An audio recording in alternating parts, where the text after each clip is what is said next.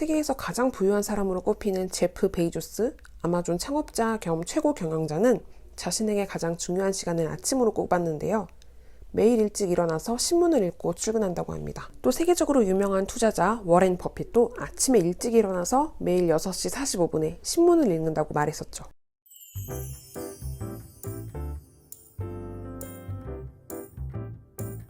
저도 올해는 경제신문을 구독해서 좋은 습관의 일부로 만들기 위해 노력 중인데요. 처음에는 부담스럽고 오래 걸렸지만 갈수록 큰 흐름을 알게 되니까 읽는 것이 수월해지는 것을 느꼈습니다. 그래서 오늘은 주린이인 제가 몇 개월간 경제신문을 읽으면서 더 효율적으로 읽는 방법을 터득한 것을 정리해보려고 합니다. 일단 많은 분들이 종이신문을 구독하라고 권하는데요. 저는 그냥 스마트폰으로 읽고 있습니다. 지하철에서는 그렇게 읽고 있고 아침에 집에서 읽고 나갈 때는 이 아이패드를 사용하고 있습니다. 저는 보통 휴대폰에 알림 설정이 없기 때문에 방해받을 만한 요소가 잘 없고요. 또 어디서든지 생각날 때 그냥 꺼내서 읽고 싶기 때문이었어요. 그리고 바쁘면 신문 읽기를 좀 미루는 때가 있잖아요. 근데 집에 이렇게 막 쌓여있는 거 보면 스트레스를 받을 것 같아서, 그리고 뭐 종이도 아끼고 좋지 않을까 싶었습니다. 그리고 온라인 구독이 5,000원 더 싸거든요. 그래서 만족스럽게 서비스를 이용하고 있습니다.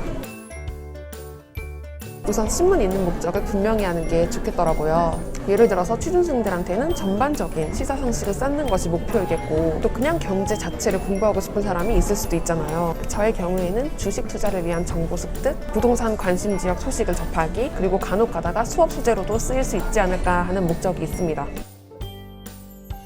경제신문에 쓰이는 용어들이 어렵다고 들었는데 일단 단어 공부부터 하는 게 낫지 않을까? 경제기사, 궁금증, 300문, 300다 이 책을 구입을 해서 몇 개월에 걸쳐서 블로그에다 정리를 했었어요. 근데 다 읽고 나면은 사실 너무 두꺼워서 잘 기억이 나지 않아요. 그리고 왕초보라면 그 책을 한 권 읽는다고 용어의 뜻이나 배경이 싹 다 이해되진 않더라고요. 일단 그냥 구독이라도 해서 동시에 같이 병행하는 것을 추천드립니다. 책 읽으면서 신문을 읽는다든가, 신문 읽으면서 모르는 단어를 그때그때 공부한다든가.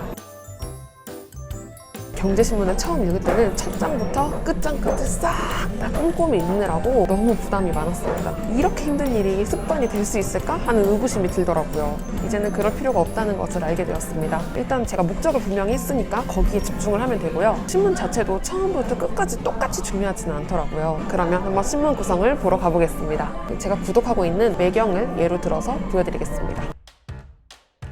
1이면은 그날의 가장 중요한 기사들입니다. 그래서 정시간이 없으면 이 부분만이라도, 헤드라인이라도 꼭 읽으려고 노력합니다.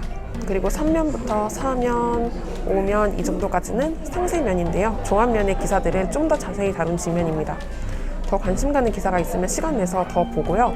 굳이 더 자세한 정보가 필요 없다면 군데군데 읽고 그냥 지나갑니다. 그 뒤에는 정치면인데요. 요즘 정치계에서 어떤 일들이 일어났는지 대략 보고 넘어갑니다. 만약에 정치 테마랑 관련된 투자를 염두하고 있거나 중요한 경제 정책 이슈가 있다면 더 자세히 봅니다. 그리고 전면 광고는 거의 패스합니다. 사실 광고들도 잘 보면 트렌드를 알 수 있어서 투자 인사이트를 얻을 수 있다고 해요. 그러니까 어떤 물건들이 요즘 핫한지 쓱 훑어보는 정도로 지나가면 될 것 같아요. 국제면도 정치면과 마찬가지로 어떤 일들이 일어났는지 대략 보고 넘어갑니다. 그 중에서도 이렇게 미국의 경제에 관련된 거 혹은 유가라든가 금리에 관한 내용은 조금 더 자세히 보려고 노력합니다. 아무래도 미국 경제에 관련된 내용이 우리나라 증시에 영향을 많이 끼치기 때문에 읽어보는 게 도움이 되더라고요. 이런 소식 같은 건 그냥 이런 일들이 있었구나 하고 넘어가는 편입니다. 기획은 관심 없으면 그냥 넘어갑니다. 경제 종합 부분입니다. 경제와 관련된 거시 정책들이 나타납니다. 후루룩 읽어봅니다. 사실 매일 읽다 보면 대충 흐름이 보이거든요. 그래서 큰 시간을 할애하지는 않아도 되더라고요. 이 부분은 이제 금융이랑 재테크 부분인데요. 대출, 은행, 이자 등과 관련된 정보들입니다. 후루룩 읽고 넘어가면 됩니다. 여기도 매일 읽다 보면 대충 흐름이 조금씩 보이게 됩니다. 그 뒤부터는 기업 앤 증권이라고 컨슈머 등이 나오거든요. 기업 투자에 관련된 내용과 정보가 제일 많이 들어가 있습니다. 저는 이 부분을 꼭 읽으려고 노력합니다. 재밌는 것도 많고요, 사실. 그 뒤를 이어서 디지털, 테크, 증기, 과학 이렇게 나오고 있고, 전 지금 관련 기업에 돈이 들어가 있기 때문에 이 부분도 읽는 편이고요. 컨슈머 부분이 좀 트렌드가 많이 나와서 재미있게 읽는 편입니다. 뒤이어서 부동산 페이지가 나오는데요. 관심 있는 지역의 정보가 나오면 집중을 합니다. 아직 제 부동산 전반적인 정책에는 좀 문외한이라서 잘 넘어가는데, 부동산 투자가 목적이신 분들은 이 부분이 가장 중요하겠죠. 27면 이후에는 사회, 스포츠, 문화, 사람, 오피니언 이렇게 나오는데요. 저는 시간 많으면 읽는데 항상 시간이 없더라고요. 거의 패스합니다. 좀 더 제대로 읽을 수 있는 날을 하루 정도 정해서 저랑 관련 있는 기사를 스크랩합니다.